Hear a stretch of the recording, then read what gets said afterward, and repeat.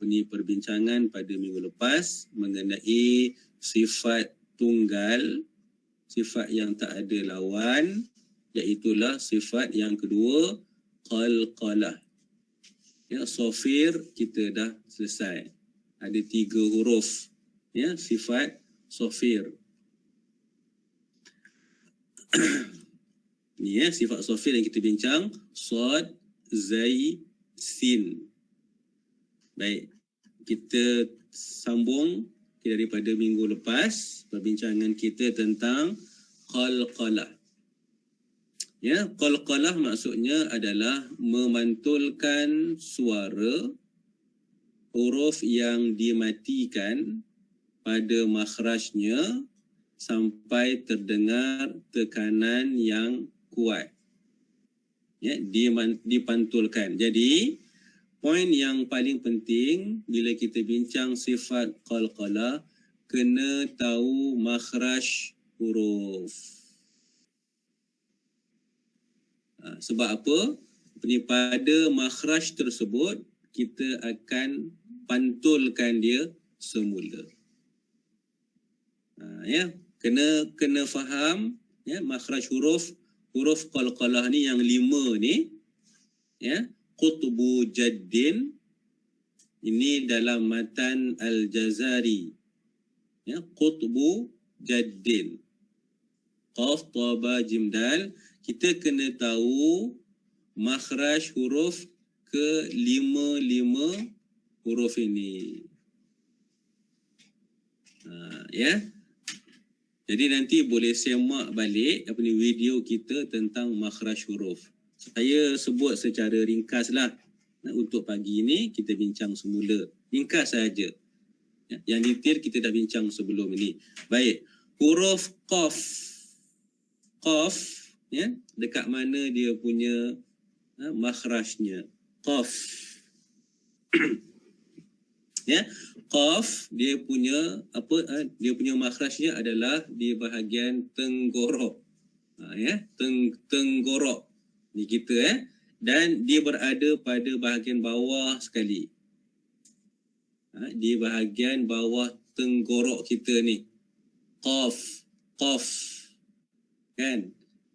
Jadi bila kita sebut, kita nak bunyikan dia dengan qaf ni, dia bersifat dengan sifat qalqalah. Ya, maksudnya kita kalau kita sebutkan aqqa, aqqa. Jadi dia berada pada bahagian pangkal, ya, di bahagian bawah kita punya tenggorok ni kan. Aqqa. Qaf bukan berada pada bahagian bibir ataupun bahagian lisan, tidak. Dia bahagian leher kita ni, bahagian tenggorok ni, di bahagian pangkal dia. Aqqa. Ya, jadi bila kita tekan sampai dia ada pantulan semula. Aqqa. Okey, huruf ta, dia punya makhraj gimana? Ta.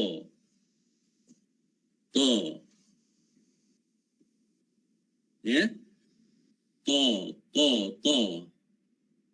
Ta ni, kan, adalah hujung lidah kita kan kena pada bahagian, ya, gigi pada bahagian gusi, ya, gigi hadapan atas.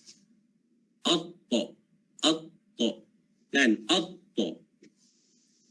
Ya, hujung lidah kita menempel,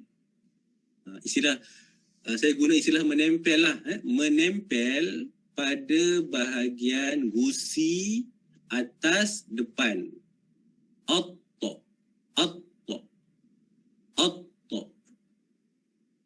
Jadi kalau tak kena macam tu, dia tak akan dapat, tak kena makhraj, kita tak boleh bunyikan sifatnya. At-ta. Hujung lidah menempel pada gusi gigi depan atas, bukan bawah, atas. At-ta.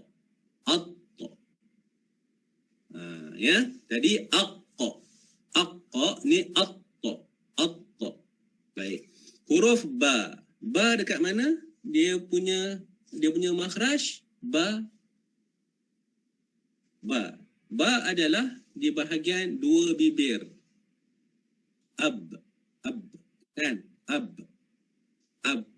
Jadi kita rapatkan dua bibir kita, kemudian kita buka semula. Ab. Ab. Ini makhraj huruf ba dekat bahagian bibir. Jim. Jim dekat mana? Jim adalah jim. Cuba sebut. Aj. Aj. Aj. Ya. Hujung lidah kita menempel pada bahagian tengah lelangit. Aj. Aj. Aj. Hujung lidah, ya, ataupun tengah lidah, di bahagian tengah lidah kita menempel bahagian tengah lelangit. Di bahagian lelangit. Aj. Aj. Dan makhraj yang kelima huruf dal. Ya, huruf dal adalah hujung lidah, ya, hujung lidah menempel pada gusi depan atas. Ad. Ad. Ad. Kita dapat rasa. Kita punya lidah tu kena bahagian gusi gigi hadapan atas. Ad. Ad. Ad. Jadi untuk memahami sifat huruf qalqalah, perkara yang paling penting kena tahu makhraj. Okay, kita dah bincang tadi secara ringkas. Kalau nak semak baliklah video kita yang sebelum ini. Baik. Okay, cara nak sebut sifat qalqalah. Ya, saya ringkaskan kepada dua cara. Yang pertama adalah kena jaga sifat huruf tersebut. Ni, qaf, ta, ba, jim, dal. Kita kena jaga sifat hurufnya. Okey, secara umum kelima-lima huruf ini mesti ada sifat syiddah dengan jahar. Lima-lima ni ada sifat syiddah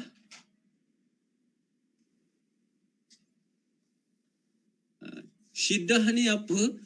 Syiddah lawannya rakhawah. Ya, syiddah tahan suara. Aq, aq, kan? Aq, ab, aj, ad. Jadi bila kita sebut tu, bila kita matikan dia, aq, suara kita dah tak boleh pergi lagi dah. Aq. Cuba sebut lagi. Aq, tak boleh pergi dah. Ab, tak boleh pergi dah. Itu namanya syiddah. Dan juga dia lawannya, dan dia juga bersifat dengan sifat jahar.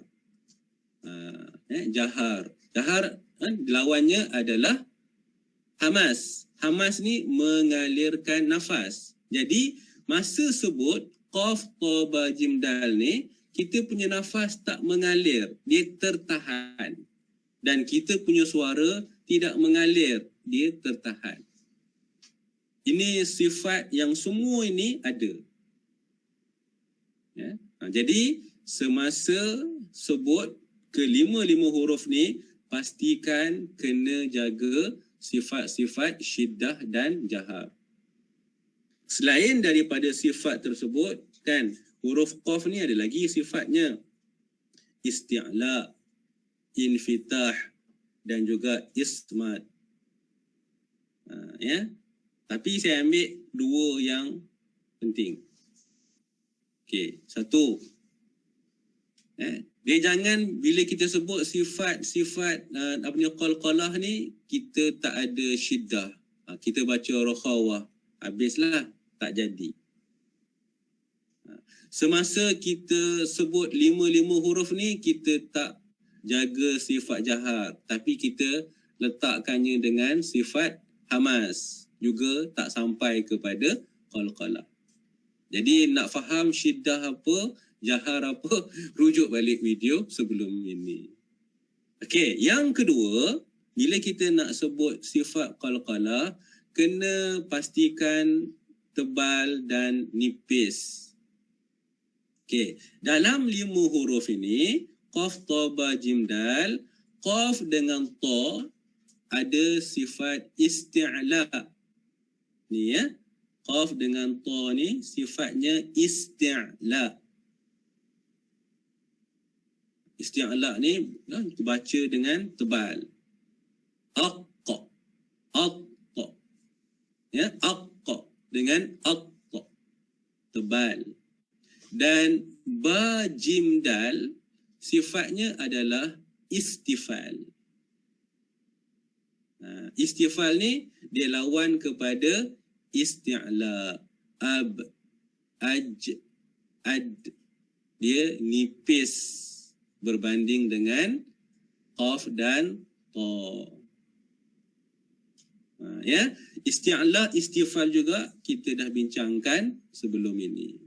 Jadi kedua-dua sifat ini kita kena perhatikan semasa menyebut huruf-huruf yang bersifat dengan sifat qalqalah. Okey, baik. Terus, okey, saya nak sambung sikit lagi. Kita ambil hari ini, ni pada minggu lepas kita sebut tapi saya tak bagi contoh.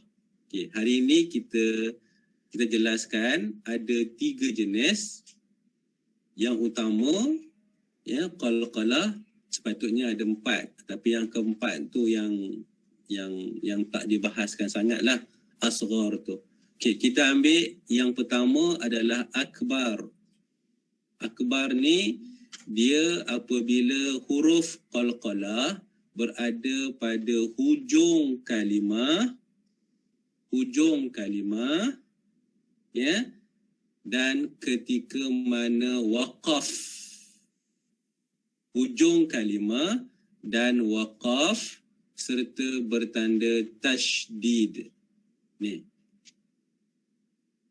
Dia ada 3 syarat ya. Hujung kalimah,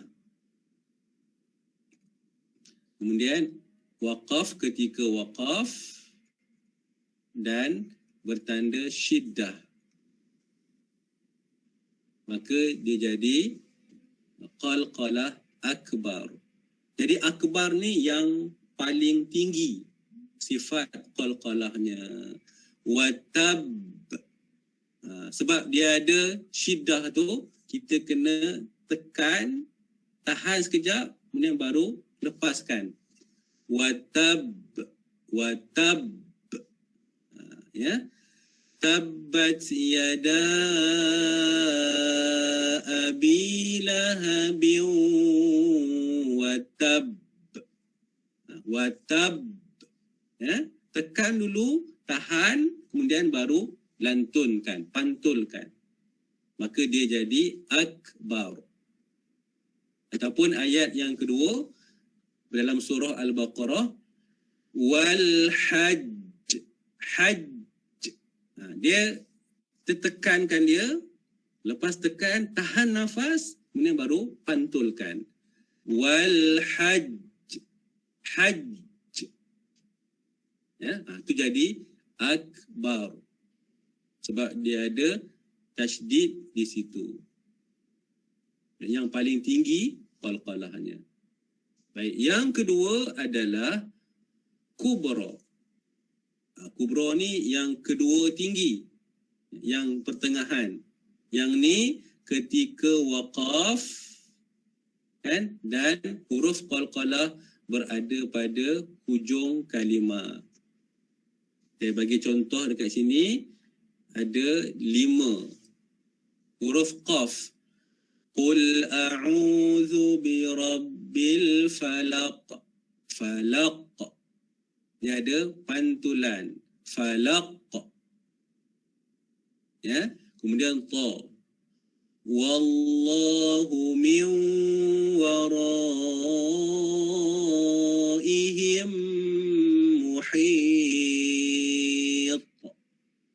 ya, ada pantulan. Muhit. Ya, dia ada pantulan. Huruf ba.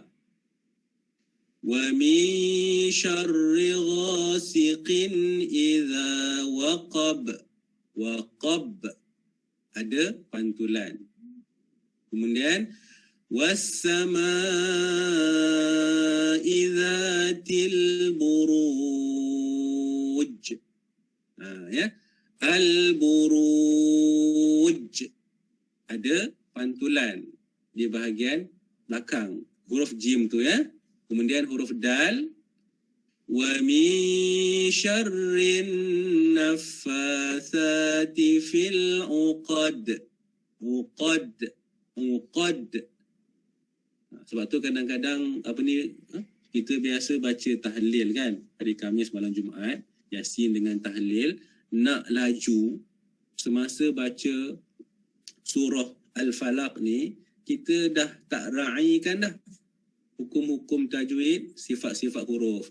Jalan je. Ya. Qul a'udzu birabbil falaq min syarri ma khalaq wa min syarri ghasiqin idza waqab. Dia tak ada sifat qalqalah dan hukum qalqalah dekat situ. Jadi macam mana Allah Subhanahu wa taala nak mengangkat bacaan kita, doa kita? Ya. Lepas tu kena baca dengan betul. Baik, dan yang ketiga adalah sughra. Sughra. Sughra ni ketika huruf qalqalah berada pada pertengahan kalimah.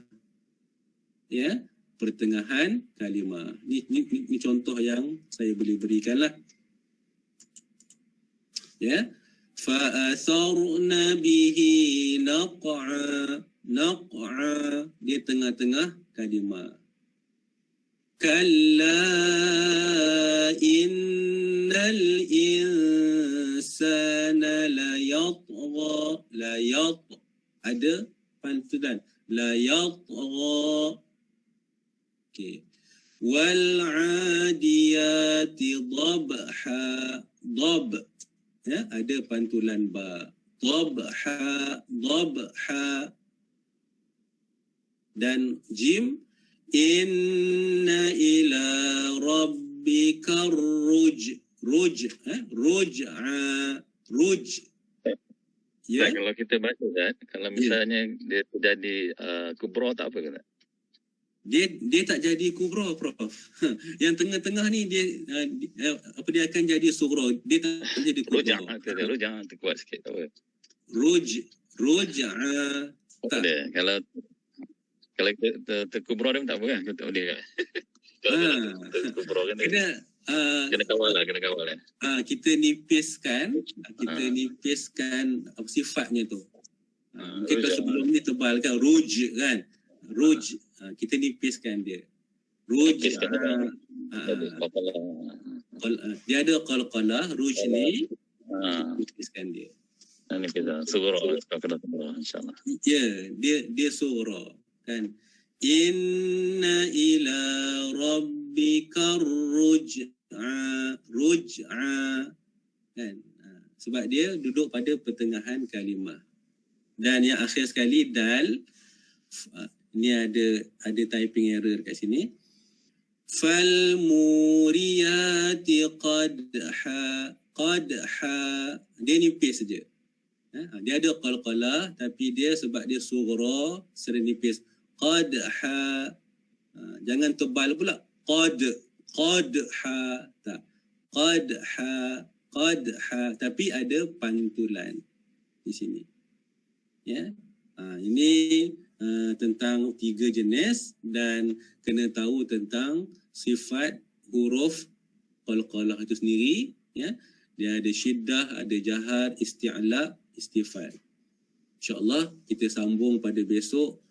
Kita lihat dalam 2-3 kesalahan semasa membaca dengan sifat huruf qalqalah ni. InsyaAllah kita bincang yang tu pada pagi besok lah sebagai tambahan sedikit lagi. Baik, saya rasa itu saja untuk pagi ini tentang sifat qalqalah. Ya, dan pada siri-siri yang akan datang kita akan sambung dengan sifat yang berikutnya, iaitulah sifat lin. Ya. Sifat lin ni macam mana? Lin ni lembut. Macam mana sifat lembut tu bagaimana? InsyaAllah. Ya, saya rasa itu saja. Kalau tak ada apa-apa soalan untuk pagi ini, jadi kita akhiri dengan Assalamualaikum warahmatullahi wabarakatuh. Pada pagi ini ambil sedikit berkenaan dengan sambungan sifat qalqalah, kemudian kita masuk kepada sifat lin. Okey, baik.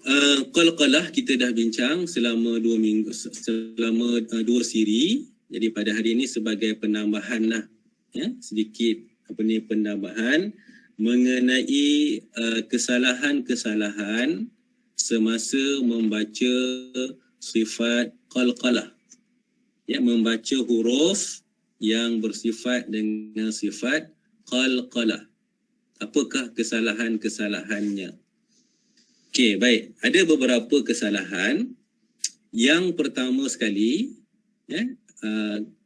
kesalahan yang kita dapati adalah tidak bila huruf-huruf qalqalah ni, qaf, ta, ba, jim, dal ni, bila dibaca dia tidak ada sifat qalqalah. Yang pertamalah, tak ada sifat qalqalah. Ya, tak ada sifat qalqalah. Itu yang pertama. Okey. Contohnya kan, fa atharna bihi naq'a naq'a, dia tak ada pantulan. Dia bunyi naq'a. Dia tak ada pantulan. Ya, ataupun la yatgha dia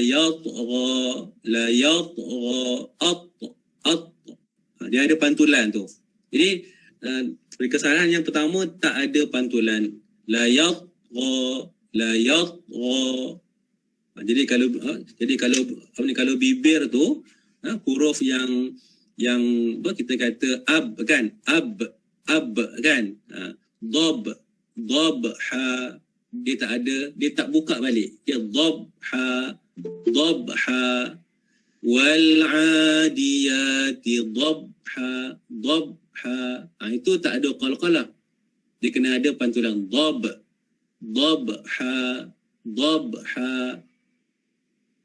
Itu kesalahan yang pertama. Tidak ada pantulan pada huruf-huruf tersebut. Satu. Kesalahan yang kedua adalah ada penambahan huruf selepas bunyi pantulan.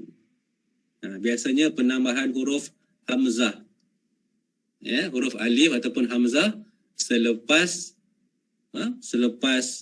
qalqalah itu. Naqa kan, naqa. Dia kita tak tambah huruf kan. Dia qalqalah ni adalah pantulan bila kita tekankan huruf tersebut. Bukannya tambah dab kan. Dia ada belakang tu, dia ada belakang tambah dengan huruf hamzah. Naqa kan, naqa aba kan.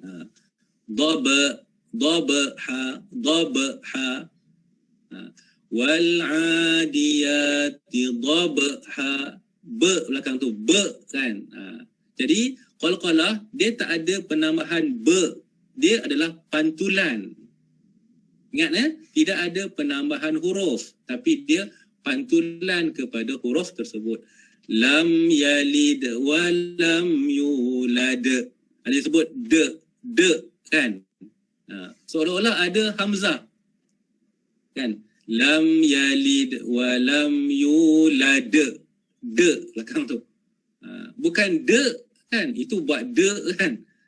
Bukan de. Dia walam yulad. Kan. Dia pantulan huruf dal tu. Bukan tambah hamzah. De. Bukan. Yang ni kena hati-hati bila kita sebut qalqalah. Dua. Dan kesalahan yang ketiga adalah yang saya sebutkan tadi tu, kalau kita perhatikan dalam surah Al-Ikhlas, lam yalid wa lam yulad. Pada qalqalah sughra ni pada qalqalah sughra, itu qalqalah yang berada sifat huruf yang berada pada tengah kalimah, kan saya sebut tadi, dia tidak boleh ada jeda. Istilah jeda ni tidak boleh berhenti, seolah-olah kita berhenti sekejap kemudian baru sambung. Lam yalid wa lam, dia terus sambung. Lam yalid wa lam yulad, sambungan terus. Dekat lid tu tidak boleh ada berhenti. Lam yalid wa lam yulad, salah. Dia sambungan. Sebab apa? Sebab qalqalah tu dia hanyalah, kita sebut, dia hanyalah sebagai sifat pantulan, bukannya kita kena waqaf kat tu. Dia bukan ada sifat ataupun ada tempat untuk berhenti. Lam yalid wa lam yulad. Lam yalid wa lam yulad. Ya, jadi kena hati-hati dalam 3 perkara tadi tu. Yang pertama, kita kena bunyikan dia. Kita kena bunyikan sifat qalqalah itu. Yang kedua, jangan ada penambahan hamzah pada huruf qalqalah tersebut. Ahad, de. Bila kita kata de, kan, maka kita tambah hamzah. Dia ahad, dia pantulan, bukan de. Kemudian yang kedua, panjang. Bila kita nak sebut qalqalah, dia panjangnya adalah separuh. Panjangnya separuh daripada sifat huruf itu, ataupun separuh daripada bunyi huruf itu. Ahad, bukan ahad. Ahad. Qul a'udzu birabbil falaq. Kan? Falaq. Dia tambah panjang. Dia hanya separuh harakat, separuh daripada bunyi huruf itu. Ahad, bukan ahad. Qalaqa, kan? Tak boleh. Dia jangan terlampau panjang ni. Buruj, bukan buruj. Buruj. Kena hati-hati di sini. Ini satu lagi. Dan saya lupa nak tambah satu lagi tadi. Antara kesalahan juga bila kita sebut sifat qalqalah ni adalah ada setengah yang berpendapat bunyi qalqalah ni dia bergantung kepada baris huruf sebelumnya. Saya cuba semak dalam beberapa kitab yang sahih yang diriwayatkan oleh para ulama tajwid, sebenarnya dia tidak bergantung kepada huruf ataupun baris huruf sebelumnya. Yang bergantung itu tak nama qalqalah. Ingat qalqalah ada 2 je yang kita belajar, yang kita bincang sebelum ni, sama ada dia tafkhim tebal, ataupun dia yang kedua apa? Tarqiq, dia nipis. Ini sahaja sifat qalqalah. Tafkhim tebal, qaf dengan ta, ataupun ba, jim, dal, tarqiq. Ini sahaja. Dia tidak mengikut baris yang lain. Kalau mengikut baris ni, dalam ilmu tajwid, dia tak namakan sebagai qalqalah, tapi itu namanya raum. Apa pula raum ni? Raum ni saya cerita kemudian. Sebab sebahagian kecil kita dengar ada yang nak bunyikan qalqalah ni, dia mengikut kepada baris yang sebelumnya. Itu bukan qalqalah kalau macam tu ya. Itu namanya raum. Raum ni pun satu lagi topik yang kita boleh bincang. Ya. Baik. Saya rasa itu yang berkenaan dengan qalqalah.